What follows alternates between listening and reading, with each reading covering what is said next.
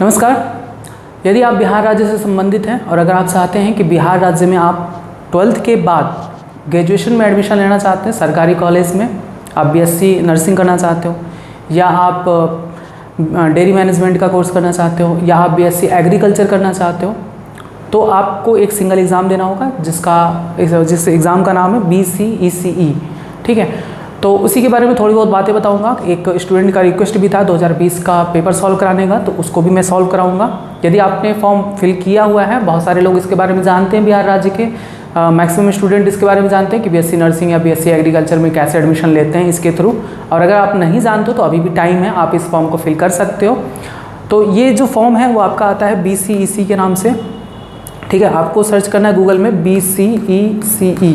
ठीक, आप यहाँ पर जब सर्च करोगे तो यहाँ पर सीधे आपको बिहार गवर्नमेंट का एक वेबसाइट ओपन होगा। आप यहाँ पर क्लिक करोगे तो आपको मिलेगा यहाँ पर ऑनलाइन पोर्टल फॉर BCECE 2023। अब यहाँ पर जब आप आओगे तो यहाँ पर आप अपना रजिस्ट्रेशन कर सकते हो। इसका जो चार्ज है मैं आपको बता दूँ,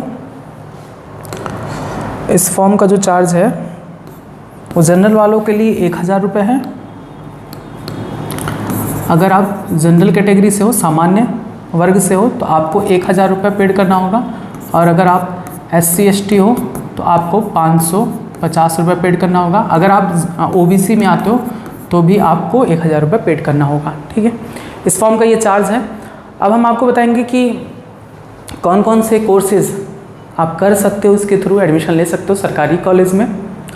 और ये उन्हीं के लिए जो BSc नर्सिंग या BSc एग्रीकल्चर, डेयरी मैनेजमेंट या अन्य चिकित्सा संबंधित कोर्स करना चाहते हैं। बाकी MBBS, BDS, BHMS, BUMS इन सभी में एडमिशन नीट के थ्रू ही मिलेगा। यहाँ पर आप अगर प्रॉस्पेक्टस पे जाओगे तो इस एग्ज़ाम का सारा जो भी चीज़ें इसमें कराई जाएंगी, कौन कौन से कॉलेज इंक्लूड हैं, कहाँ कहाँ आपका सेंटर जा सकता है, इस सारी इन्फॉर्मेशन आपको यहाँ पर मिलेंगे। तो प्रॉस्पेक्टस में आप जब जाएंगे तो आपको यहाँ पर सारी चीज़ें बताई जाएंगी, कैसे फॉर्म फिल करना है, कैसे नहीं। सामान्य तरीके से जैसे आपने नीट का फॉर्म भरा वैसे इसका भी भरना होता है, कोई अलग नहीं है। इसमें जो परीक्षा का पैटर्न है वो यहाँ पर ये देख लीजिए। अगर आप फिजिक्स, केमिस्ट्री, मैथ से हो, मैथ वाले भी कुछ कोर्स कर सकते हैं, जैसे फार्मेसी का कोर्स कर सकते हैं, डेयरी मैनेजमेंट का कोर्स कर सकते हैं और कृषि में भी आ सकते हैं। 50% जो सीटें होती हैं उनमें, और जीव विज्ञान या आप कृषि विज्ञान से हो तो भी। यहाँ पर हर सब्जेक्ट का 100 क्वेश्चन पूछे जाते हैं। प्रत्येक सब्जेक्ट से 100 क्वेश्चंस आते हैं। 1.5 घंटे आपको सभी के लिए मिलेंगे। आप जो भी एलिजिबल हो वो आपको फिल करना है, उसी एग्ज़ाम को आपको अटेम्प्ट करना है। ठीक है, अब यहाँ पर आपने 12th में सब्जेक्ट क्या लिया था उसके बेसिस पर आप कोर्स कर सकते हो। जैसे सबसे पहला जो आता है ऑप्शन वो ये कि अगर आप भौतिक विज्ञान यानी फिजिक्स से हो, 12th में आप केमिस्ट्री ले रखे हो और मैथ ले रखे हो।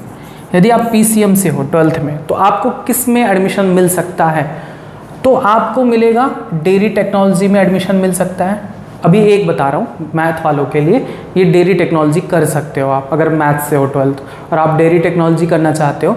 डेयरी टेक्नोलॉजी बेसिकली दूध उत्पादन से संबंधित होता है। अगर आपने फिजिक्स लिया है 12th में, केमिस्ट्री लिया है और बायोलॉजी लिया है, PCB से हो, तो आप कौन कौन से कोर्स कर सकते हो।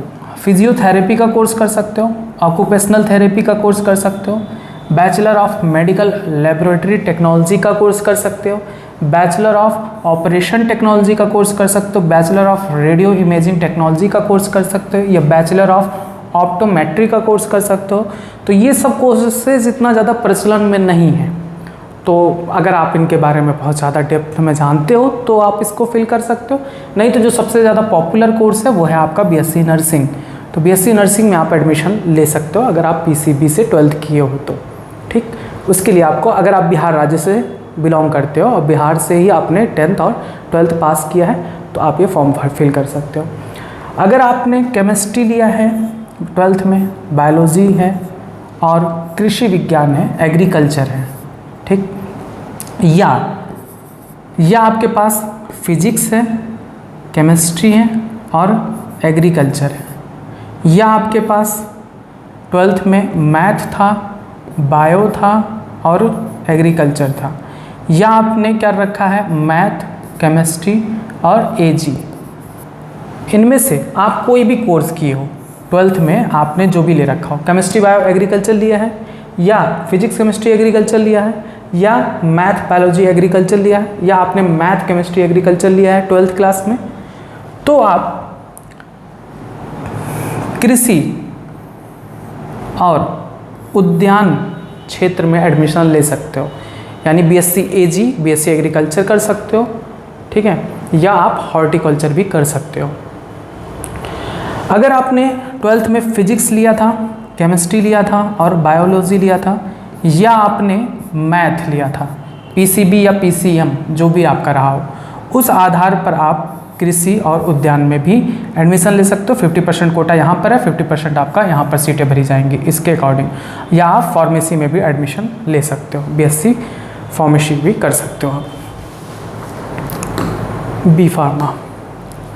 उसके बाद कुछ आरक्षण के बारे में दिए गए हैं और उसके बाद आपका आता है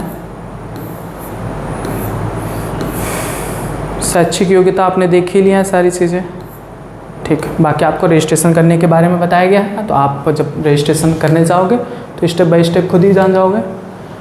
तो यहाँ से आप अपना रजिस्ट्रेशन कर सकते हो। इसका स्टार्ट डेट तो 1 महीने पहले से ही चल रहा है, यानी इसी महीने 7 मई से ही स्टार्ट है। बहुत सारे बच्चे फिल कर चुके हैं इसका फॉर्म। अगर आपने नहीं किया है तो अभी भी आपके पास 2 दिन का टाइम है, यानी 1 जून और 2 जून। 2 जून तक का आपका फिल हो जाएगा। बहुत होता है, 1 घंटे में फॉर्म भर जाता है। अगर आप चाहो तो भर सकते हो, अभी भी भर सकते हो, या फिर कल भर देना या परसों भर देना, दोपहर के नहीं, रात के 12 बजे तक, ठीक है। बस चार्जेस मैंने आपको बता दिया। जनरल ओबीसी है तो 1000, SC ST हैं 550 रुपये पेड करना होगा। अब हम बात करते हैं पेपर के बारे में।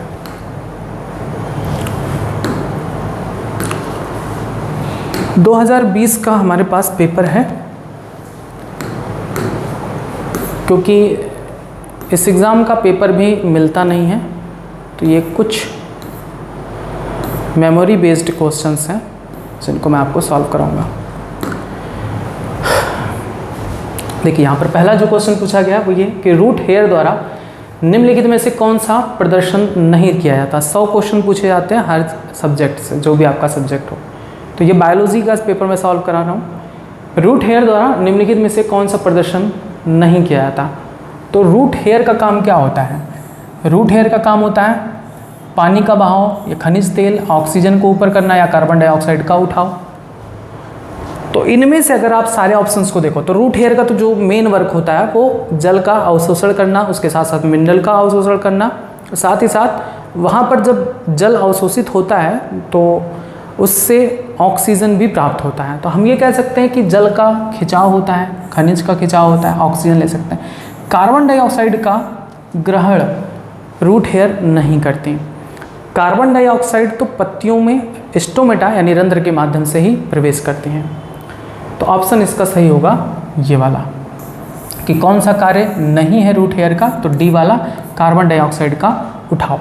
नेक्स्ट क्वेश्चन देख लीजिए, क्रमशः आगुणित, द्विगुणित और ट्रिप्लॉइड स्थितियों का पता लगाया जा सकता है किसके माध्यम से? 4 ऑप्शन दिए गए हैं, आपको पता करना है कि इनमें से आगुणित कौन है, द्विगुणित कौन है और त्रिगुणित कौन है। ट्रिप्लॉइड का मतलब होता है त्रिगुणित। तो इनमें से पहले बताइए आप आगुणित कौन है? अंडा। अंडा तो आगुणित होता है, ठीक है। उसके बाद न्यूसेलस, न्यूसेलस लिखा है ना, न्यूसेलस। कुछ हिंदी में अगर आपको ना समझ में आए तो इंग्लिश भी आप देख लिया करिए। न्यूसेलस, न्यूसेलस आपका द्विगुणित होता है, सही बात है। एंडोस्पर्म आपका त्रिगुणित होता है, यानी ऑप्शन ए ही आपका सही होगा। नेक्स्ट क्वेश्चन पर आते हैं।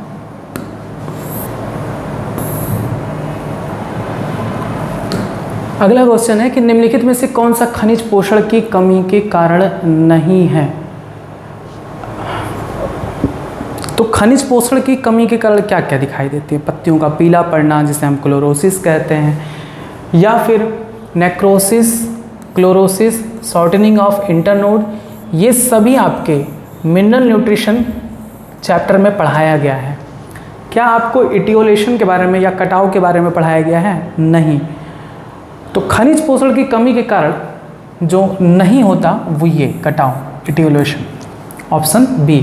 बाकी खनिज पोषण की कमी के कारण यानी जो खनिज तत्व होते हैं, मैंने आपको बताया था सूक्ष्म पोषक तत्व होता है, वृहद पोषक तत्व होता है, माइक्रोन्यूट्रिएंट्स, तो उनकी कमी से नेक्रोसिस भी हो सकता है या फिर क्लोरोसिस हो सकता है, पत्तियों का पीला पड़ना, इंटरनोड का छोटा होना। लेकिन इटियोलेशन का कोई काम खनिज पोषण से संबंधित नहीं होता, यानी ऑप्शन बी सही होगा। डबल फर्टिलाइजेशन यानी दोहरा निषेचन का मतलब क्या होता है? आपको पता है कि जब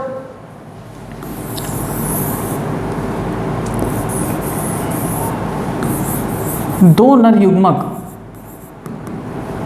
युग्मक प्रवेश करते हैं भ्रूण कोश के अंदर, तो एक नर युग्मक फ्यूज करता है इस अंड कोशिका के साथ और एक नर युग्मक फ्यूज करता है इस द्वितीयक अंडक या फिर द्वितीय ध्रुवीय पिंडिक या जिसे हम सेकेंडरी न्यूक्लियस कहते हैं, उसके साथ वो फ्यूज करता है। यानी दो नर युग्मक अलग अलग कोशिकाओं के साथ फ्यूज करते हैं, इसी को दोहरा निषेचन कहते हैं। तो पढ़ लीजिए, नर युग्मक और डिंब का संलयन, ये गलत है, तो ये तो होगा नहीं। दो ध्रुवीय निकायों का संलयन, ये भी गलत है। एक नर युग्मक अंडे के साथ जुड़ा हुआ हो और दूसरा नर युग्मक द्वितीयक नाभिक के साथ जुड़ा हुआ हो, यही ऑप्शन आपका सही होगा, ऑप्शन सी। नेक्स्ट क्वेश्चन देखिए, पीएस फर्स्ट में प्रतिक्रिया केंद्र क्लोरोफिल में डैश डैश डैश पर अवशोषण की मैक्सिमा होती है, जबकि पीएस सेकंड में प्रतिक्रिया केंद्र। आपको ये बताना है, ये क्वेश्चन आपका नीट में भी पूछा था। अच्छा, यहाँ से दो क्वेश्चन आप देखोगे ना, तो इस बार के नीट में आया है। एक तो अभी पहले जो बताया था आगुणित द्विगुणित और त्रिगुणित वाला, और ये वाला भी क्वेश्चन इस बार के नीट में आया था। इसमें क्या है कि अगर आप देखोगे पीएस सेकंड के बारे में, जिसकी सबसे पहले खोज की गई थी, इसमें जो काम करता है क्लोरोफिल 680 नैनोमीटर वाला काम करता है, और जो पीएस फर्स्ट है वो काम करता है 700 नैनोमीटर वेवलेंथ ऑफ लाइट पे। तो क्लोरोफिल पीएस फर्स्ट में क्लोरोफिल 700 नैनोमीटर और पीएस सेकंड में 680, ऑप्शन सी सही होगा। सब कुछ पढ़ाए हैं, कहीं से भी कुछ छूटा नहीं है। अब आपके ऊपर होता है, आपके पास सारी चीज़ें उपलब्ध है। मैंने यूट्यूब पे सारे प्लेलिस्ट बना दिए हैं, क्लास कक्षा 11 कक्षा 12 आप पढ़ सकते हो। नीट का भी प्लेलिस्ट है और आगे जो भी कंटेंट बनाया जाएगा वो भी बताया जाएगा आपको। स्टोमेटल क्लोजर को प्रेरित करके वाष्पोत्सर्जन दर को कम करने वाला हार्मोन, तो वो हार्मोन जो स्टोमेटा को यानी रंध्र के खुलने और बंद होने की क्रिया को नियंत्रित करता है, ये भी बताया गया आपको। ABA यानी एब्सिसिक एसिड, ऑप्शन ए सही होगा। नेक्स्ट क्वेश्चन देखें, पौधों में कौन सा तत्व उनके सामान्य स्वस्थ विकास के लिए आवश्यक नहीं है? तो आपने सूक्ष्म तत्व और दीर्घ तत्व इनके बारे में पढ़ा है। इनमें आपने पढ़ा है, आपको पोटेशियम चाहिए, नाइट्रोजन चाहिए, सल्फर चाहिए और मैग्नीशियम, थोड़ी मात्रा में मैग्नीज, कैल्शियम, आयरन, ये सभी चाहिए। इन सभी के बारे में आपने पढ़ा है और मैंने इसको बताया भी था कि अगर आप किसी एक के सीरियल को याद कर लीजिए तो दूसरे को अपने आप ही पता चल जाएगा। तो यहाँ पर कैल्शियम, मैग्नीशियम, आयरन दिया हुआ है। लेड के बारे में कहीं पर भी आपको नहीं बताया गया है कि लेड किसी भी तरह से पादप के लिए उपयोगी पदार्थ है, नहीं। तो देखो, कैल्शियम का तो काम है, मैग्नीशियम भी और आयरन भी, ये पौधों के लिए अनिवार्य खनिज तत्व होते हैं, उनके विकास में सहायक होते हैं। लेड का कोई उपयोग पौधे के विकास में नहीं होता, यानी ऑप्शन क्या होगा? बी। अब देखिए नेक्स्ट क्वेश्चन, प्रकाश संश्लेषण के दो वर्णक प्रणाली सिद्धांत का प्रस्ताव किया गया था, या प्रकाश संश्लेषण में दो प्रकाश प्रणालियों, आपने पढ़ा है ना, दो फोटो सिस्टम काम करते हैं, पीएस फर्स्ट और पीएस सेकंड। अस्तित्व के लिए सबूत की अवधारणा किसके द्वारा दिया गया था? तो इसका ऑप्शन सही होगा, एमर्सन के द्वारा, यानी टू फोटो सिस्टम जो थ्योरी था वो एमर्सन ने दिया था फोटोसिंथेसिस का। नेक्स्ट क्वेश्चन आता है, निम्नलिखित में से किस पर विशेष पौधों की प्रजातियों के फूलने का प्रभाव नहीं पड़ेगा? ठीक है, यानी फ्लावरिंग के लिए क्या इफेक्ट नहीं डालता? देखो पौधे की उम्र तो इफेक्ट डालेगा ही, अभी नवजात पौधा है तो उसमें फ्लावरिंग नहीं होगी, या वो अभी उस एज में है जिस समय वो अभी फ्लावरिंग के पीरियड में नहीं है तो फ्लावरिंग नहीं होगा। तापमान के कम होने या अधिक होने का भी प्रभाव पौधों के समस्त क्रियाओं पर पड़ता है, ये भी आप जानते हो, क्योंकि तापमान अधिक होने पर एंजाइम नष्ट हो जाते हैं, तापमान कम होने पर, बहुत ज़्यादा तापमान कम होने पर एंजाइम की क्रियाशीलता घट जाती है, निष्क्रिय हो जाते हैं। बाकी पोषण की स्थिति पर भी डिपेंड करता है, यानी उसे पोषक तत्व तो मिल रहे हैं या नहीं मिल रहे हैं। प्रचलित हवा का कोई भी रोल नहीं होता उसके फ्लावरिंग में, यानी हवा चलेगी तब पुष्प निकलेगा या हवा बंद होगी तब पुष्प निकलेगा, ऐसा कहीं पर भी आपने नहीं पढ़ा है। तो ऑप्शन इसका डी सही होगा। नेक्स्ट क्वेश्चन है, रेगिस्तानी क्षेत्रों में प्रतिवर्ष कितना सेंटीमीटर वर्षा होता है? रेगिस्तानी क्षेत्र है तो जितना कम से कम पा जाओ, यानी इससे ज़्यादा नहीं, 25 से कम, ठीक है, इतना भी नहीं होता, 25 से कम ही होता है रेगिस्तान क्षेत्रों में प्रतिवर्ष वर्षा। नेक्स्ट, संरक्षण और छिपने के लिए एक जीव का दूसरे से समानता है। जैसे आपने देखा है कि अगर आप किसी खेत में जा रहे हो, अगर आपको गिरगिट दिखाई दिया तो गिरगिट अपना रंग बदल लेता है, मिट्टी की तरह कर लेगा। पेड़ पर है तो पेड़ का रंग ले लेगा, पत्ती पर है हरा हो जाएगा, तो इसे कहते हैं छद्मावरण या छलावरण कहते हैं, कॉमोफ्लेज कहते हैं, ठीक है, ऑप्शन डी सही होगा। नेक्स्ट, वह बातचीत जिसमें उपभोक्ता मेज़बान के भीतर रहता है और मेज़बान को धीमा नुकसान पहुंचाता है, तो ये क्या कहलाता है? परजीविता कहलाता है। यानी कुछ ऐसे जीव होते हैं जो परजीवी, उनका पोषण विधि होता है, यानी जैसे एस्केरिस को ले लो या ट्यूनिया सोलियम को ले लो, जो खाने के माध्यम से हमारे शरीर में पहुँचते हैं और हमारे आंत में रह के वो बढ़िया से फलते फूलते हैं, हमारे शरीर के अंदर रह के वे अपना पोषण प्राप्त करते हैं, यानी वो परजीवी होते हैं, तो इसे हम कहते हैं परजीवीवाद, parasitism, option C. Next question देखिए, पारिस्थितिक तंत्र को प्राथमिक उत्पादकता की कौन सी सबसे अधिक सीमित करता है? देखिए प्राथमिक उत्पादकता बोला गया है, यानी कह रहे हैं कि कौन प्राथमिक उत्पादकता को सबसे ज़्यादा प्रभावित करेगा। तो पहले तो ये पता करिए कि प्राथमिक उत्पादक कौन होते हैं। तो आपको पता है कि प्राथमिक उत्पादक पृथ्वी पर कौन है? पेड़ पौधे। पेड़ पौधे प्राथमिक उत्पादक, प्राइमरी प्रोड्यूसर होते हैं। अच्छा, पेड़ पौधे अपना भोजन कैसे बनाते हैं? सूर्य के प्रकाश की उपस्थिति में प्रकाश संश्लेषण के माध्यम से। यहाँ पर देख लीजिए, यानी प्रकाश जितना होगा उत्पादकता उतनी होगी, प्रकाश जितना कम होगा उत्पादकता उतनी ही घटेगी, यानी ऑप्शन ए, सौर विकिरण या प्रकाश। अगला क्वेश्चन है, प्रकृति का क्लीनर कौन सा होता है? क्लीनर यानी जो साफ सफाई करते हैं। जैसे साफ सफाई किस चीज़ का? आपने देखा है कि कोई जीव जब मृत हो जाता है, आपके गली मोहल्ले में भी देखा होगा, कोई भी जानवर मर गया, कुछ दिन के बाद वहाँ पर उसका अस्थियाँ या कोई अवशेष नहीं मिलेगा, क्योंकि उसके खाने वाले बहुत सारे जीव होते हैं, तो उन्हें हम कहते हैं डिकम्पोजर्स या स्कैवेंजर्स। तो क्लीनर कौन होते हैं? डिकम्पोजर्स। डिकम्पोजर्स में कौन आते हैं? कीड़े मकोड़े आते हैं, बैक्टीरिया होते हैं, या केंचुआ होता है। और स्कैवेंजर यानी मैला ढोने वाला, यहाँ पर स्कैवेंजर का मतलब होता है जो मृत अवशेषों को खाते हैं, तो जैसे गिद्ध वगैरह स्कैवेंजर्स होते हैं। तो ये प्रकृति के सफाई कर्मी माने जाते हैं, क्लीनर।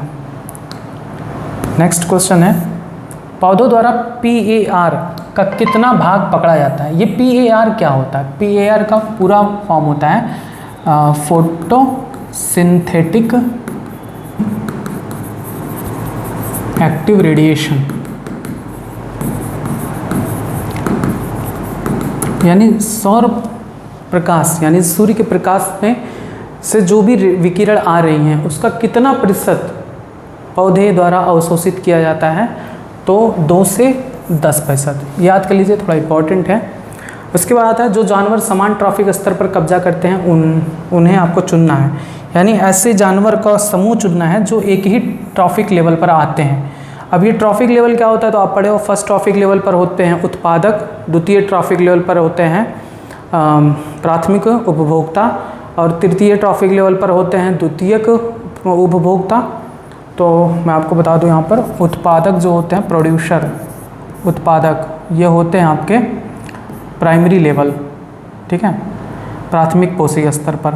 उसके बाद जो प्राथमिक उपभोक्ता होते हैं वो आपके सेकंड ट्रॉफिक लेवल पर आते हैं, सेकंड ट्रॉफिक लेवल।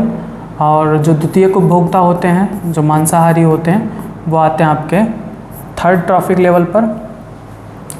तो यहाँ पर आपको देखना, शेर और मधुमक्खी क्या एक ही ट्रॉफिक लेवल में आते हैं? शेर क्या है? शेर एक मांसाहारी जीव है।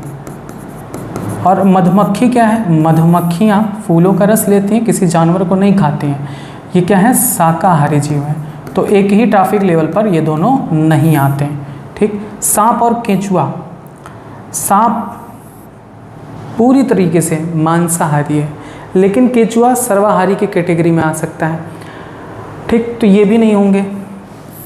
अगर आप देखें हिरण और मधुमक्खी को, तो हिरण भी क्या होते हैं? शाकाहारी जीव होते हैं। मधुमक्खियाँ भी शाकाहारी जीव होती हैं। अगर आप केंचुए को लेकर कंफ्यूज है ना, तो मैं आपको बता दूं कि केंचुआ डिकम्पोजर्स में आते हैं, अपघटक में आते हैं, किसी प्राथमिक या द्वितीयक उपभोक्ता के अंतर्गत नहीं आते, क्योंकि केंचुआ मृत अवशेषों को खाते हैं।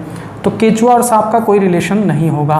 केंचुआ क्या होगा? डिकम्पोजर होगा, अपघटक होगा, और ये आपका प्राथमिक नहीं, द्वितीयक उपभोक्ता के अंतर्गत आएगा। ये दोनों के दोनों प्राथमिक उपभोक्ता के अंतर्गत आते हैं, फूलों का या पौधों का भक्षण करते हैं। ऑप्शन सी सही होगा। कौवा और गाय भी नहीं हो सकता, क्योंकि गाय शुद्ध शाकाहारी है और कौवा जो है मांसाहारी है। नेक्स्ट, पारिस्थितिक तंत्र में ऊर्जा के प्रवाह का 10% नियम किसने दिया था? तो ये 10% लॉ किसने दिया था? लिंडमान ने। बताए हैं कि हर एक ट्रॉफिक लेवल पर केवल 10% ऊर्जा का ही स्थानांतरण होता है। पौधे सूर्य के प्रकाश का केवल 1% ऊर्जा का प्रयोग करते हैं, और पौधे के द्वारा प्राथमिक उपभोक्ता से द्वितीयक, द्वितीयक से तृतीयक केवल 10% ऊर्जा का स्थानांतरण होता है। दुनिया के 70% से अधिक मीठे पानी में निहित हैं। किस में निहित हैं? दुनिया का जो 70% पानी है वो किस में निहित है?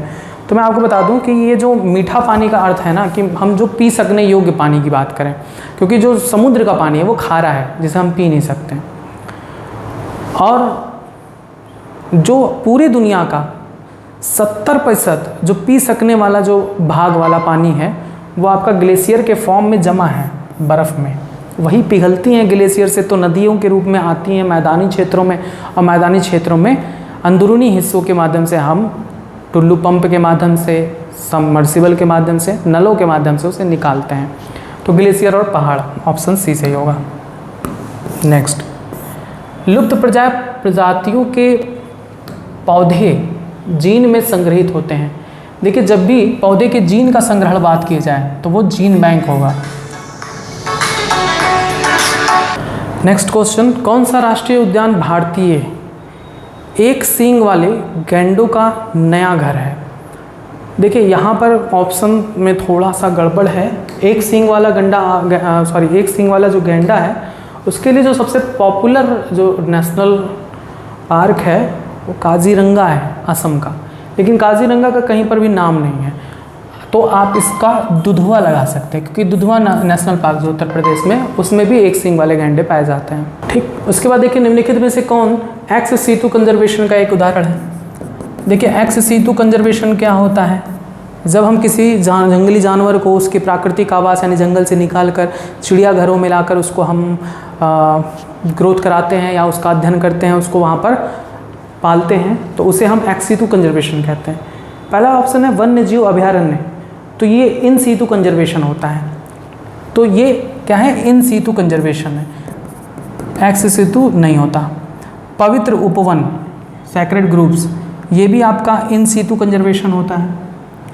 सीड बैंक जो होता है ये आपका एक्स सीतु कंजर्वेशन होता है, जिसमें हम पौधों के बीजों को हम सुरक्षित उस माहौल में, उस कंडीशन में रखते हैं बाहर।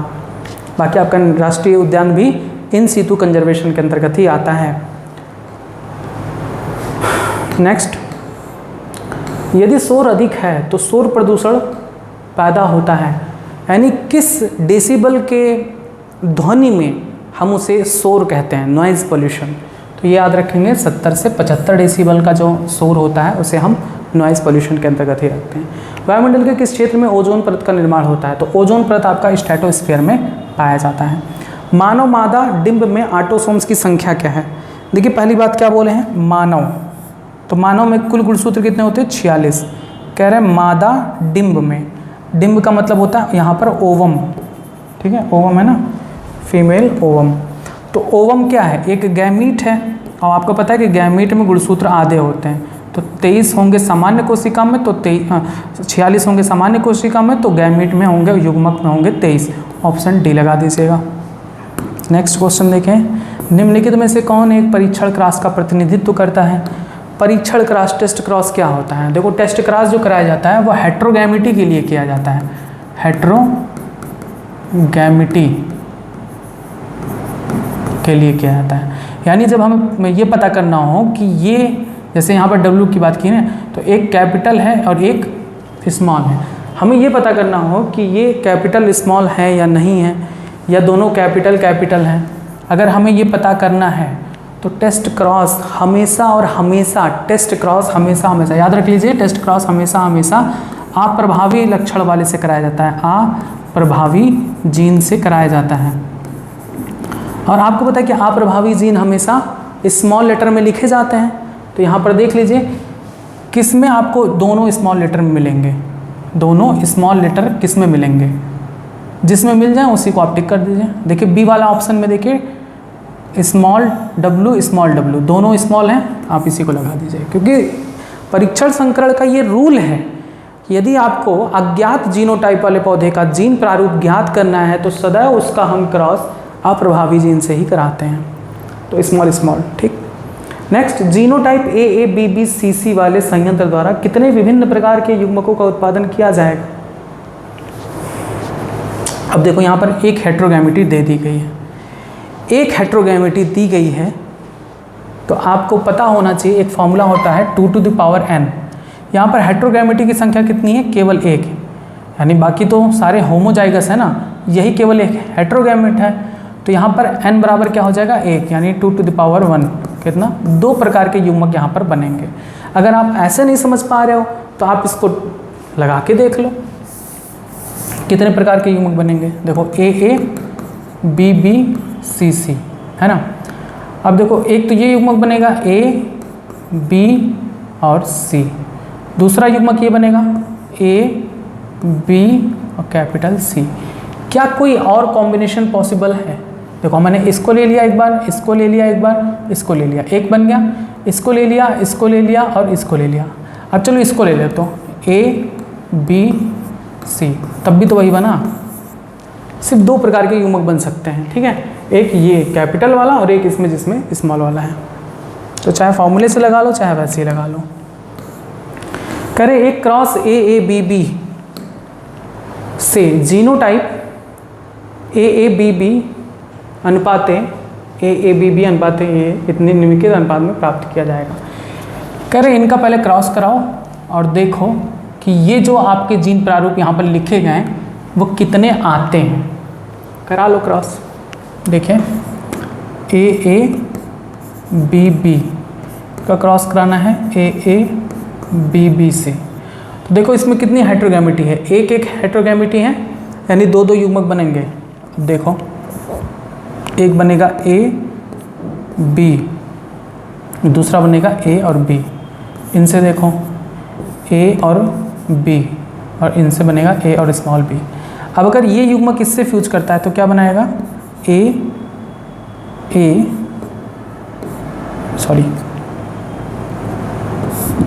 यहाँ से A, यहाँ से A, स्मॉल a, ये B और ये B।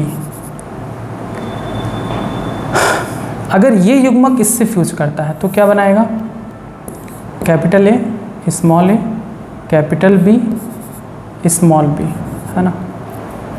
और अगर ये इससे फ्यूज करता है तो क्या बनाएगा? Capital A, small a, capital B, small b, यानी वही सेम बन रहा है, नहीं ये वाला सेम बन रहा है।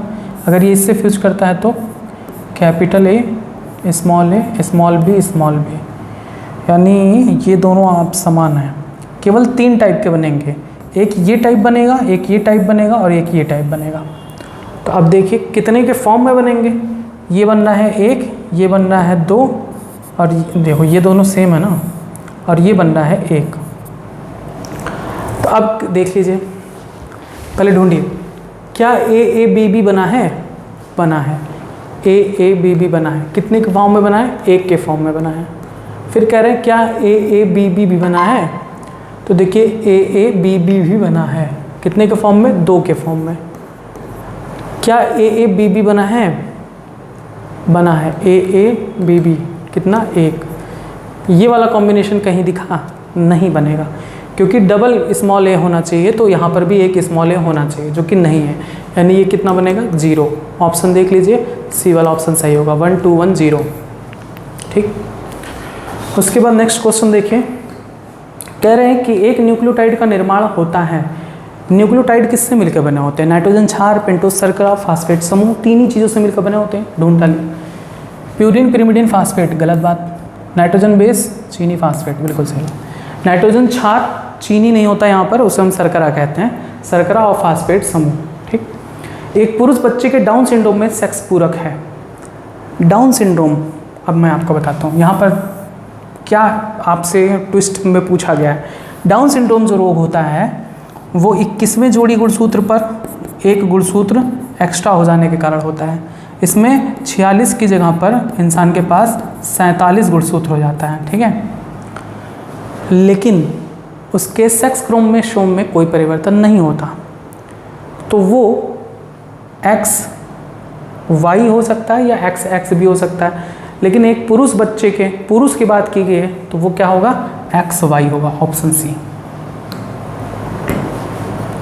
नेक्स्ट, निम्नलिखित में से कौन डार्विन के विकासवाद के सिद्धांत का हिस्सा नहीं है? तो इसमें देखिए आनुवंशिक बहाव यानी जेनेटिक ड्रिफ्ट जो है वो डार्विन का हिस्सा था। सर्वाइवल ऑफ द फिटेस्ट, ये भी उन्होंने बताया था। नेचुरल सिलेक्शन भी दिया था।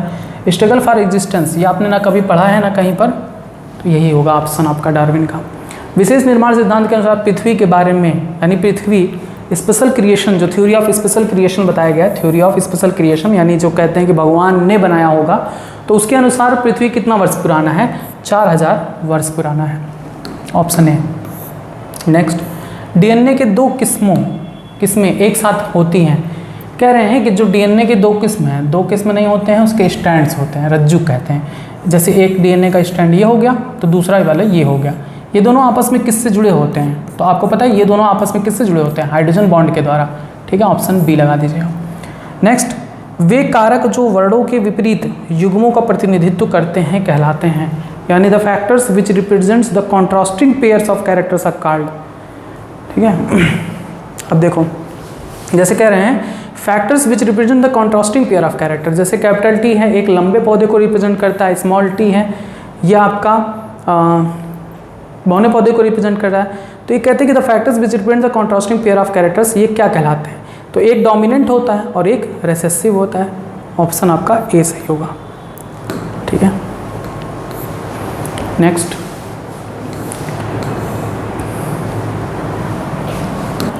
कह रहे हैं पहले जीव थे, यानी जो प्रथम जीव पृथ्वी पर आए वो कौन थे, कैसे थे?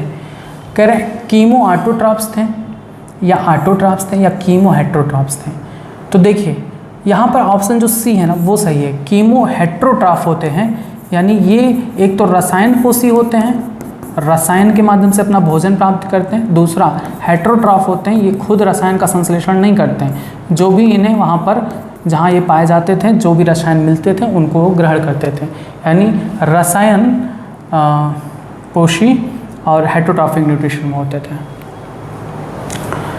यानी परपोषी, रसायन परपोषी जीव होते थे। जो पृथ्वी पर पहले जीव जन्मे थे रसायन परपोषी थे। अपने पूर्वजों से मॉडर्न मैन, यानी मॉडर्न मैन होना चाहिए, होमो सैपियंस के विकास में सबसे महत्वपूर्ण प्रवृत्ति क्या थी? कह रहे हैं ईमानदार मुद्रा, यानी अपराइट पॉस्चर, दूरबीन दृष्टि, बाइनोकुलर विजन।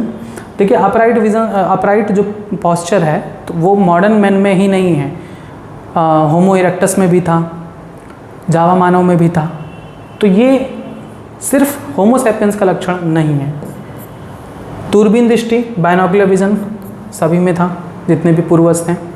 जबड़े का छोटा होना, तो ये भी आपका गलत है। मस्तिष्क की क्षमता में वृद्धि, इंक्रीजिंग ब्रेन कैपेसिटी, यही सही होगा। मस्तिष्क की क्षमता में वृद्धि ही महत्वपूर्ण प्रवृत्ति थी। नेक्स्ट, विकासवाद किससे जुड़ा हुआ है? यानी इवोल्यूशन किससे लिंक्ड है, तो मैंने आपको 2 जगह बताया है, चैप्टर नंबर 3 में भी बताया, चैप्टर नंबर आपको उसमें भी बताया, क्या कहते हैं, इवोल्यूशन 7 में भी बताया क्लास 12 में, कि जो सेक्सुअल रिप्रोडक्शन होता है, सेक्सुअल रिप्रोडक्शन के थ्रू ही वेरिएशन उत्पन्न होता है, और variation is most important phenomena for evolution. तो ये ऑप्शन सही होगा, यानी विभिन्नता। यहाँ पर रूपांतर लिखा हुआ है, रूपांतर नहीं होता, इसका हिंदी होता है विभिन्नता। तो जैव विकास किससे संबंधित है, विभिन्नता। जब जीवों में विभिन्नता उत्पन्न होती है तभी उनसे एक नए जाति का विकास होता है, जिसे हम जैव विकास कहते हैं। एक प्रकार का विकास जिसमें विभिन्न जीनोलॉजी की 2 प्रजातियाँ एक दूसरे से निकट से मिलती जुलती हैं को इस प्रकार कहा जाता है, यानी the kind of evolution in which 2 species of different genealogy come to resemble one another closely termed as.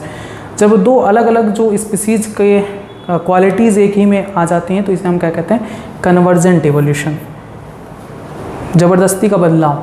ठीक है, नेक्स्ट, समलिंगी अंग क्या होते हैं, यानी होमोलोगस ऑर्गन क्या होते हैं। तो होमोलोगस ऑर्गन वे अंग होते हैं जो जिनका इंटरनल स्ट्रक्चर सेम होता है, यानी आंतरिक जो बनावट है वो सही समान होती है, बाकी उनके कार्य भिन्न हो सकते हैं। तो इनमें आपका सही होगा जो ऑप्शन वो है मछलियों के पेक्टोरल और pectoral fin of fins and 4 limbs of horse, घोड़े की अगली टांग और मछलियों के पेक्टोरल फिन्स, यही आपका सही होगा, ऑप्शन बी। नेक्स्ट कह रहे हैं जीवन की उत्पत्ति के समय वायुमंडल में कौन सी गैस अनुपस्थित थी। ये भी क्वेश्चन बहुत पॉपुलर है। जब जीवन की उत्पत्ति हुई थी पृथ्वी पर तो उस समय ऑक्सीजन गैस उपलब्ध नहीं थी, ये कोई लगा नहीं सकता। सोचेंगे ऑक्सीजन तो पाई जाती रही होगी तभी तो जीवन संभव था, लेकिन नहीं, अर्ली एटमॉस्फेयर ऑफ अर्थ में ऑक्सीजन नहीं था। नेक्स्ट, मनुष्य का वैज्ञानिक नाम बताइए। तो मनुष्य का वैज्ञानिक नाम क्या है, होमो सैपियंस लगा सकते हैं। कह रहे डीएनए में न्यूक्लियोटाइड व्यवस्था को कैसे देखा जा सकता है। तो डीएनए में न्यूक्लियोटाइड की व्यवस्था कैसी होती है, इसको जो देखा था साइंटिस्ट ने वो था एक्सरे क्रिस्टलोग्राफी के माध्यम से। ठीक है, जो किसने दिया था, रोजालिंड फ्रैंकलिन ने खोजा था एक्सरे क्रिस्टलोग्राफी द्वारा। उसके बाद नेक्स्ट क्वेश्चन, मुर्रा, मेहसाड़ा, जाफरबाड़ी किसकी नस्लें हैं। मुर्रा का नाम आते ही समझ जाओ भैंस की नस्ल है, क्योंकि ये बहुत पॉपुलर प्रजाति है भैंस की, मुर्रा। कह रहे भारत में मधुमक्खी पालन के लिए सबसे आम प्रजाति एपिस इंडिका, जहाँ पर इंडिया का भी नाम दिया गया है, इंडिका इसीलिए यूज किया गया है, Apis indica, option D. Next, नीली क्रांति निम्नलिखित क्षेत्र से संबंधित है। तो नीली क्रांति मत्स्य से संबंधित है, मछली पालन से। नेक्स्ट क्वेश्चन, वैश्विक खाद्यान्न उत्पादन में सर्वाधिक योगदान देने वाली फसल कौन सी है। तो देखिए सबसे ज़्यादा जो खाई जाने वाली या उत्पादन की जाने वाली जो फसल है, सबसे ज़्यादा देखा जाए तो गेहूं है, चावल है और मक्का है। यही तीनों चीज़ें पृथ्वी पर सभी का भरण पोषण सबसे ज़्यादा करती हैं। कह रहे बायोगैस में कौन कौन सी गैसें होती हैं। तो biogas is a mixture of gases in which methane is most important, methane पाया जाता है, कार्बन डाइऑक्साइड पाया जाता है और हाइड्रोजन या हाइड्रोजन सल्फाइड भी पाया जाता है, H2S। नेक्स्ट, रासायनिक रूप से रेशम क्या है। तो रेशम रासायनिक रूप से अगर आप देखें तो वो एक प्रोटीन है, ऑप्शन बी सही होगा। नेक्स्ट, जैविक खेती किसानी के उपयोग से फसल उगाने की तकनीक है। जैविक खेती यानी ऑर्गेनिक फार्मिंग। आपको बताया है ऑर्गेनिक फार्मिंग एक बहुत ही ज़्यादा प्रोटेक्टेड इन्वायरमेंट में खेती का करने का एक क्षेत्र है, जिसमें नेचुरल जो फर्टिलाइज़र होते हैं उनका प्रयोग किया जाता है, यानी प्राकृतिक खाद में मैन्योर्स का प्रयोग किया जाता है, यानी गोबर वोबर का प्रयोग किया जाता है या सड़ी गली पत्तियों का प्रयोग किया जाता है। प्रतिरोधी किस्मों को हम उगाते हैं, रेजिस्टेंट वैरायटीज़ को हम उगाते हैं। बायो फर्टिलाइज़र का प्रयोग करते हैं, यानी हम किसी भी केमिकल फर्टिलाइज़र या किसी भी केमिकल का प्रयोग नहीं करते हैं, यानी उपरोक्त सभी, ऑप्शन डी। नेक्स्ट, पारंपरिक उपयोग से अधिक गोबर गैस के क्या लाभ हैं। यानी कह रहे हैं पारंपरिक उपयोग से अधिक गोबर गैस से और क्या क्या लाभ हो सकते हैं। तो पहला कह रहे हैं ऊर्जा का अधिक कुशल स्रोत, उसके बाद अच्छे उर्वरक के रूप में। तो यहाँ पर देखिए ऊर्जा का भी कुशल स्रोत होता है, अच्छे उर्वरक का भी स्रोत होता है, रोगजनक के प्रसार की संभावना को भी कम करता है, और यानी उपरोक्त सभी। इसका भी ऑप्शन सही होगा, ऑप्शन डी। नेक्स्ट कह रहे हैं आईपीएम का फुल फॉर्म बताइए। तो आईपीएम का फुल फॉर्म होता है इंटीग्रेटेड पेस्ट मैनेजमेंट। आईपीएम का फुल फॉर्म होता है इंटीग्रेटेड पेस्ट मैनेजमेंट, यानी कीट प्रबंधन कार्यक्रम होता है, एकीकृत कीट प्रबंधन कार्यक्रम, ऑप्शन बी। नेक्स्ट क्वेश्चन पूछा गया जेट्रोफा क्या है। तो जेट्रोफा एक बायोडीजल है, ये भी बहुत फेमस है, बायोडीजल की एक फसल है। निम्नलिखित में से कौन एक एंटीबायोटिक नहीं है। तो देखिए स्ट्रेप्टोमाइसिन एंटीबायोटिक होती है, ग्रिसोफ्लुविन होती है, सेफ्लोस्पोरिन भी होती है, लेकिन साइट्रिक एसिड एक अम्ल है, ये किसी भी प्रकार का एंटीबायोटिक नहीं है। तो ऑप्शन सी सही होगा। नेक्स्ट क्वेश्चन, बायोफर्टिलाइजर की जोड़ी निम्न में से कौन सी है। बायोफर्टिलाइजर यानी एक ऐसे सूक्ष्म जीव जो बायोफर्टिलाइजर के रूप में कार्य करते हैं, मृदा में पोषक तत्वों को बढ़ाते हैं। तो एजोला, नास्टॉक, एनाबिना, यानी ये क्या है, नील हरित शैवाल और एजोला, ये दो ऐसे जीव हैं जो बायोफर्टिलाइजर के रूप में प्रयोग किए जाते हैं। कह रहे ऊर्जा के गैर नवीनीकरण स्रोत का उदाहरण बताइए, यानी ऐसा स्रोत जिसे हम पुनः चक्रित नहीं कर सकते। तो पेट्रोलियम, जितने भी जीवाश्म ईंधन है वो सभी गैर नवीकरणीय सोर्स होते हैं, यानी नॉन रिन्यूएबल सोर्स होते हैं। नेक्स्ट, निम्नलिखित में से कौन सा कथन सत्य है। कह रहे हैं अपशिष्ट जल की बीओडी जितना अधिक होगा, यानी कह रहे हैं बीओडी जितना अधिक होगा इसकी प्रदूषण क्षमता उतना ही इसकी प्रदूषण क्षमता होगी। बिल्कुल सही बात है, अपशिष्ट जल का बीओडी जितना कम होता है उसकी प्रदूषण क्षमता उतनी ही अधिक होती है। गलत बात, अपशिष्ट जल की बीओडी जितना अधिक होता है उसकी प्रदूषण क्षमता उतनी कम होती है। गलत बात, अपशिष्ट जल का बीओडी जितना कम होता है उसकी प्रदूषण क्षमता उतनी ही कम होती है। ये दोनों पॉइंट सही है, ठीक है, क्योंकि बीओडी जितना होगा प्रदूषण क्षमता उसकी उतनी ज़्यादा होगी, बीओडी जितना कम होगा उसका प्रदूषण क्षमता कम होगा। दोनों ऑप्शन सही है, तो चाहे आप वो लगाओ चाहे ये लगाओ। नेक्स्ट, आनुवंशिक इंजीनियरिंग में बहुत उपयोगी पाए जाने वाले दो रोगाणु कौन से हैं। आनुवंशिक इंजीनियरिंग में यानी जेनेटिक इंजीनियरिंग में जो हम सबसे ज़्यादा प्रयोग करते हैं, देखो सबसे ज़्यादा हम ई कोलाई को प्रयोग करते हैं, एस्चेरिचिया कोलाई को, और दूसरा देखो एस्चेरिचिया कोलाई में कुछ ऐसे भी बैक्टीरिया हैं जिसमें प्लाज्मिड पाए जाते हैं जिसका प्रयोग जेनेटिक इंजीनियरिंग में किया जाता है, या इंसुलिन बनाने में भी ई कोलाई का प्रयोग किया जाता है। एग्रोबैक्टीरियम ट्यूमेफेसियंस का भी प्रयोग किया जाता है क्योंकि इनके भी वेक्टर्स पाए जाते हैं। उसके बाद नेक्स्ट क्वेश्चन है आटा के प्रकटन के लिए कौन सी गैस जिम्मेदार है। यानी जो आटे में फूल जाती है, जैसे आप अगर चाहे रोटी बना रहे हो, चाहे आप पाव रोटी बना रहे हो, ब्रेड बना रहे हो, उसमें जो पफ निकल आता है उसके लिए कौन जिम्मेदार होता है। तो कार्बन डाइऑक्साइड गैस। अधिकांश जीवाणु रोधी एंटीबायोटिक दवाओं से प्राप्त होते हैं। देखिए जीवाणु रोधी एंटीबायोटिक किससे प्राप्त होते हैं। एंटीबायोटिक का सोर्स फंजाई भी है, बैक्टीरिया भी है। इनमें से जो सबसे ज़्यादा इम्पॉर्टेंट है वो आपका स्ट्रेप्टोमाइसिस भी है और बैसिलस, ये दोनों आपके बैक्टीरिया एंटीबायोटिक दवाओं को उत्पन्न करने में सहायक होती हैं। लेकिन अगर आपसे सब एक ही ऑप्शन पूछा गया है तो आप स्ट्रेप्टोमाइसिस को ज़्यादा लगाइएगा, क्योंकि सबसे ज़्यादा स्ट्रेप्टोमाइसिस से ही एंटीबायोटिक प्राप्त किए जाते हैं। नेक्स्ट कह रहा है ईस्ट सैक्रोमाइसिस गर्भाशय ग्रीवा का औद्योगिक उत्पादन में उपयोग किया जाता है।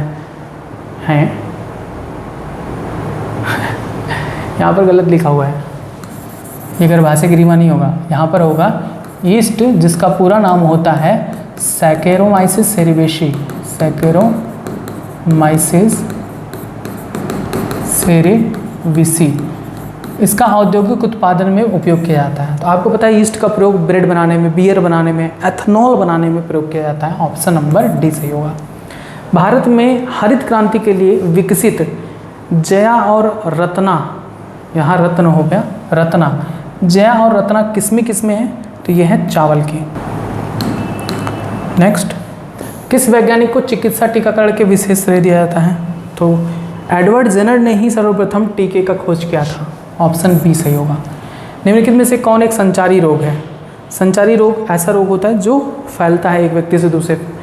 त्वचा पे सफ़ेद धब्बे नहीं फैलता, बेरी नहीं विटामिन की कमी से होता है, मधुमेह नहीं या इंसुलिन की कमी से होता है। जो पेचिस है डायरिया, या डाइसेंट्री, तो ये बैक्टीरिया के माध्यम से या अमीबा के माध्यम से हो सकता है।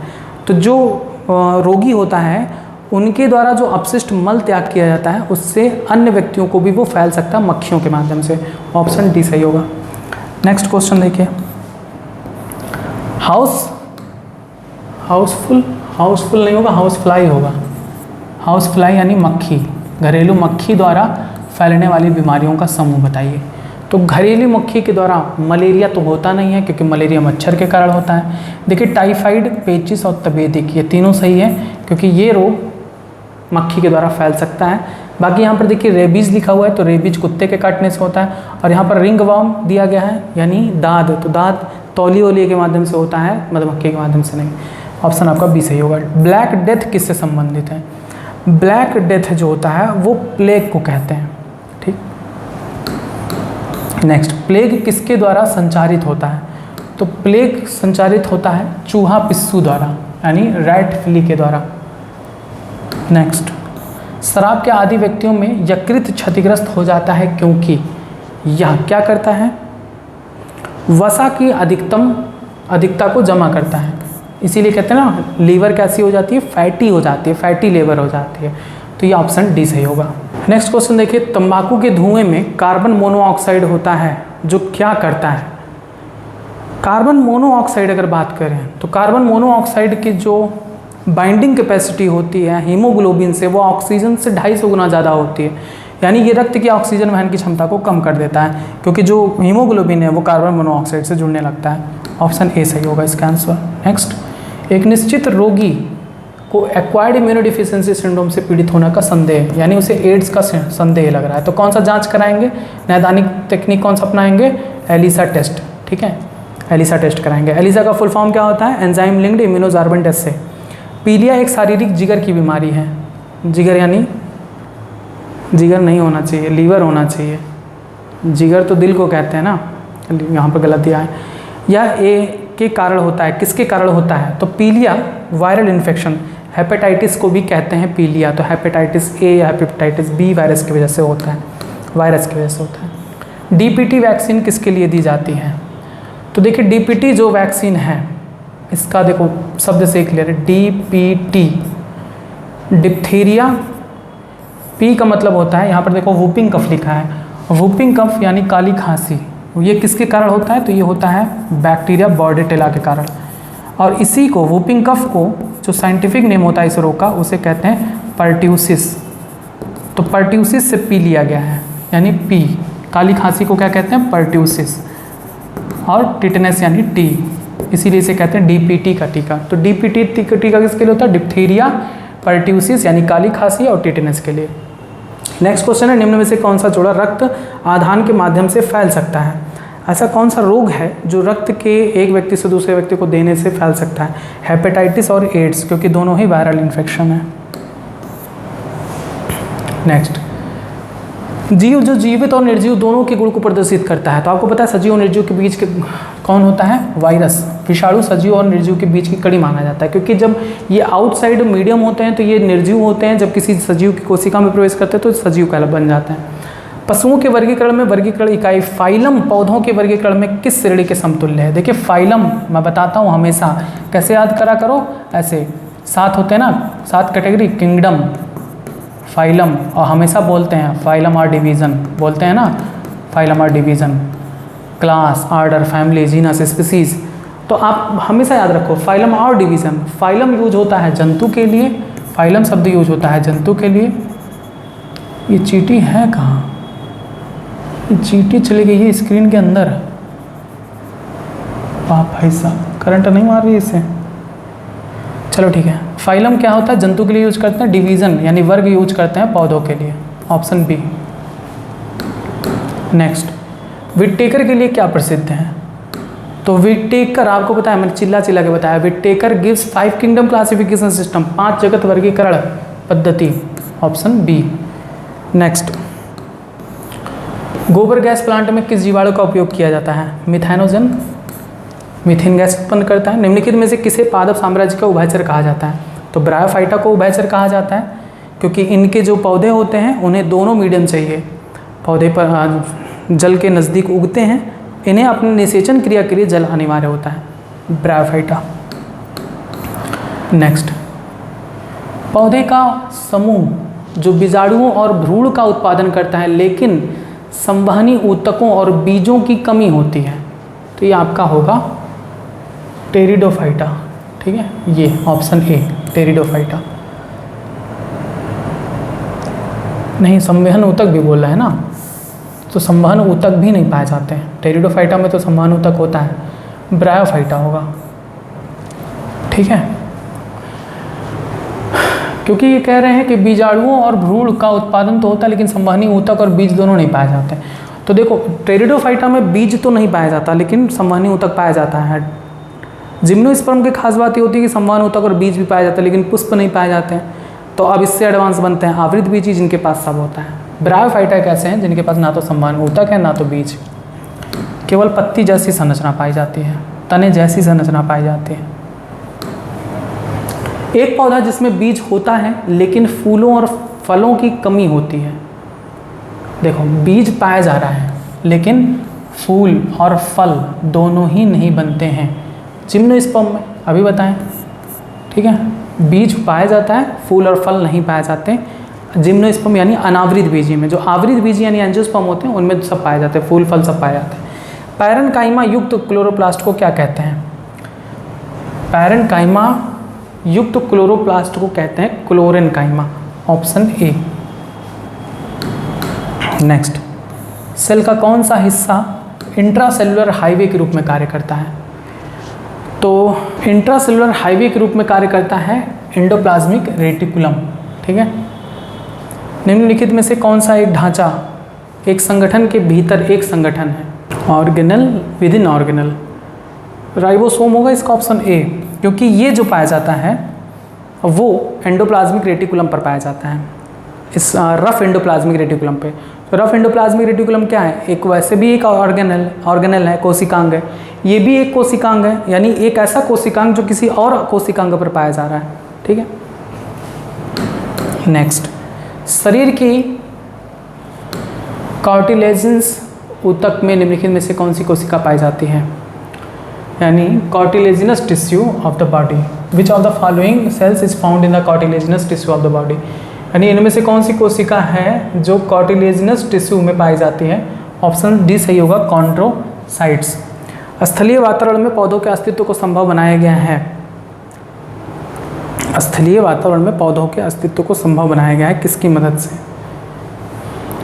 Intercalary meristem, apical meristem, conducting tissue होगा, ऑप्शन सी। क्योंकि यहाँ पर एक चीज़ आप ध्यान दे सकते हैं, कह रहे हैं स्थलीय वातावरण में पौधों का अस्तित्व कैसे संभव है? जो जल में रहते हैं उनको लगातार जल वहाँ से प्राप्त हो जाता है क्योंकि वो जल में ही पाए जा रहे हैं जलीय पौधे। लेकिन जो स्थलीय पौधे होते हैं उन्हें जल खनिज की आवश्यकता जो होती है उसको कंडक्टिंग सिस्टम ही उसको ऊपर तक पहुँचाती है, जाइलम और फ्लोएम, यानी कंडक्टिंग जो टिश्यूज़ होती हैं वही हेल्प करती हैं उसके अस्तित्व को बनाए रखने में। नेक्स्ट है, इंटरकनेक्टेड डिस्क में मौजूद है, यानी intercalated disc is present in, किस में पाया जाता है? Intercalated disc. तो इंटरकैलेटेड डिस्क पाया जाता है कार्डियक मसल में। ठीक है, हृदय की मांसपेशी में, ऑप्शन सी। माध्यमिक विकास में भाग लेने वाले कोशिकाओं को नाम दिया गया है, यानी cells which take part in secondary growth. Secondary growth में कौन हेल्प करता है? कैम्बियम हेल्प करता है, ऑप्शन बी। नेक्स्ट, ऊंचे पौधों में कोशिका भित्ति किसकी बनी होती है? देखो, पौधों में कोशिका भित्ति किसकी बनी होती है? सेलुलोज और पैक्टिन की बनी होती है। कवक में किसकी बनी होती है? काइटिन की बनी होती है। ठीक, जाइलम पानी और खनिजों के लिए एक संवहन ऊतक के रूप में कार्य करता है। कहाँ से लेता है और कहाँ को देता है? तो देखिए, रूप में जड़ से, यानी जड़ों से कहाँ तक? तनों में और पत्तियों में भेजता है, ऑप्शन ए सही होगा। नेक्स्ट, निम्नलिखित में से कौन एक ट्रांसपोर्टिंग ट्यूब है जो मूत्राशय से निकलती है, जो लिंग के माध्यम से शरीर के बाहर पेशाब लाती है? Urethral meatus. इसके अकॉर्डिंग, इन सब के ऑप्शन के अकॉर्डिंग यूरेथ्रल मिएटस ही होगा, जो छिद्र होती है जिसके माध्यम से मूत्र बाहर निकलता है। नेक्स्ट, डिंब का स्राव का मासिक धर्म के दिन होता है, यानी जो ओवम रिलीज होता है मेंस्ट्रुअल साइकिल के किस दिन में होता है? 12 से 14वें दिन के बीच में होता है। अंडे के आवरण को भंग करने के लिए शुक्राणु एक एंजाइम का पदार्थ उत्पादन करता है, वो क्या कहलाता है? तो देखो शुक्राणु में जो एंजाइम होता है जो अंडाणु के जोना पेलुसिडा और कोरोना रेडिएटा को भेदता है वो है हाइलुरोनिडेज, ऑप्शन सी। हाइलुरोनिक नहीं, हाइलुरोनिडेज होगा, ऑप्शन सी। नेक्स्ट, स्तनधारी ब्लास्टोसिस्ट के बारे में निम्नलिखित में से कौन सा कथन सही नहीं है? ट्रोफोब्लास्ट भ्रूण को उचित वृद्धि देता है, नहीं नहीं सही है ये। ट्रोफोब्लास्ट भ्रूण को, क्योंकि ट्रोफोब्लास्ट की कोशिकाओं में विभाजन होता है, सही है। ब्लास्टोसिस्ट माँ के गर्भाशय में निहित होता है, ये भी सही है। दरार के दौरान मात्र जीन व्यक्त किए जाते हैं, maternal genes are expressed during cleavage, गलत बात। ये कोई ज़रूरी नहीं है क्योंकि जीन्स तो सारे पैटर्नल और मैटरनल दोनों के मिल जाते हैं। Early mammalian development is slow, यही ऑप्शन आपका गलत होगा, ऑप्शन सी। आइए नेक्स्ट क्वेश्चन देखते हैं।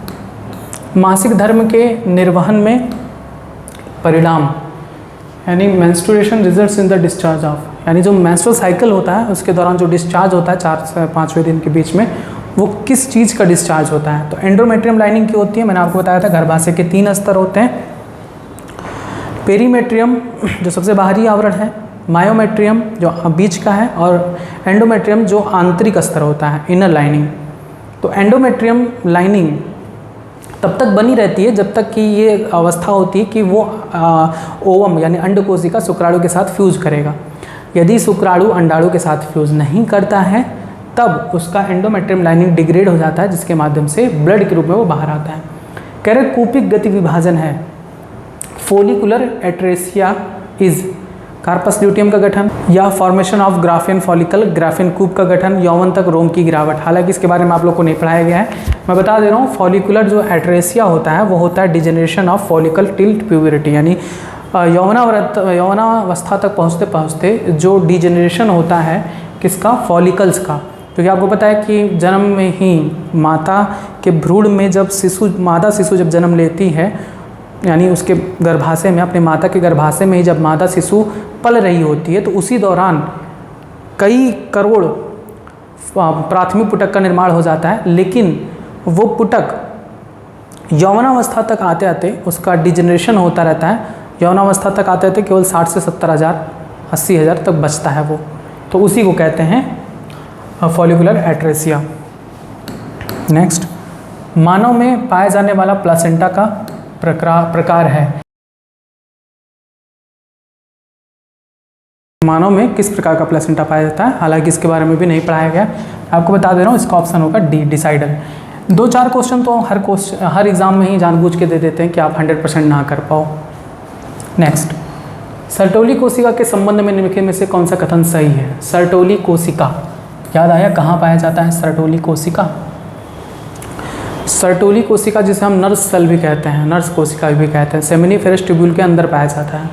यह सेमिनिफेरस ट्यूब्यूल और टेस्टोस्टेरोन हार्मोन में पाया जाता है। यह फ्रक्टोज साइट्रेट इनोसिटॉल, यह एक ऐसी जगह है जहाँ शुक्राणु जोजा को स्खलन तक केंद्रित और संग्रहित किया जाता है।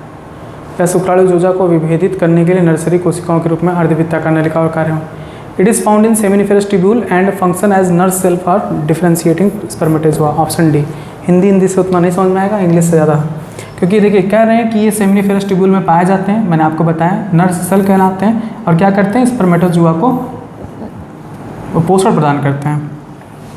नेक्स्ट, निम्नलिखित में से कौन सा एक शुक्राणु कोशिका के सामान्य पथ का प्रतिनिधित्व करता है? क्योंकि यह महिला का प्रजनन पथ में प्रवेश की बिंदु से अपना स्थान बनाता है जहाँ निषेचन आमतौर पर होता है। अन्य आपको बताना है कि जो शुक्राणु है किन किन रास्तों से होते हुए वो अंडाणु तक पहुँचता है। तो सबसे पहला आपका जो बाहरी भाग होता है वो है आपका योनि। योनि में प्रवेश करता है शुक्राणु, फिर सर्विक्स यानी गर्भाशय ग्रीवा से होते हुए गर्भाशय, फिर डिंबवाहिनी में जाता है, ऑप्शन सी सही होगा।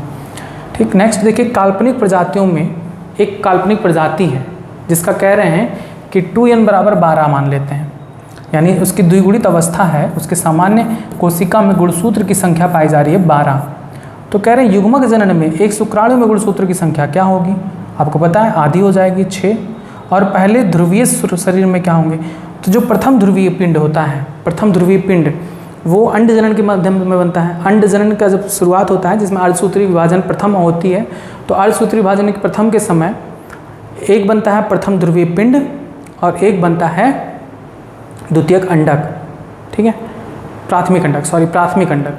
तो प्राथमिक अंडक और प्रथम ध्रुवीय पिंड ये दो बनते हैं अर्धसूत्री विभाजन प्रथम में। तो इसमें भी तो अर्धसूत्री विभाजन हो गया, यानी यहाँ पर भी गुणसूत्र की संख्या आधी हो जाएगी। 6 और 6 ऑप्शन डी। नेक्स्ट, क्लोरोफिल मौजूद है कहाँ पर? क्लोरोफिल कहाँ पाया जाता है? पर्णहरिम, मैंने आपको बताया था कि पर्णहरिम ग्रैना पर पाया जाता है, थैलाकॉइड के मेम्ब्रेन पर, क्लोरोप्लास्ट के ग्रैना में। यही ऑप्शन सही होगा, ऑप्शन ए। नेक्स्ट, कार्बोहाइड्रेट पोषक तत्वों का अनुवाद आमतौर पर के रूप में होती है।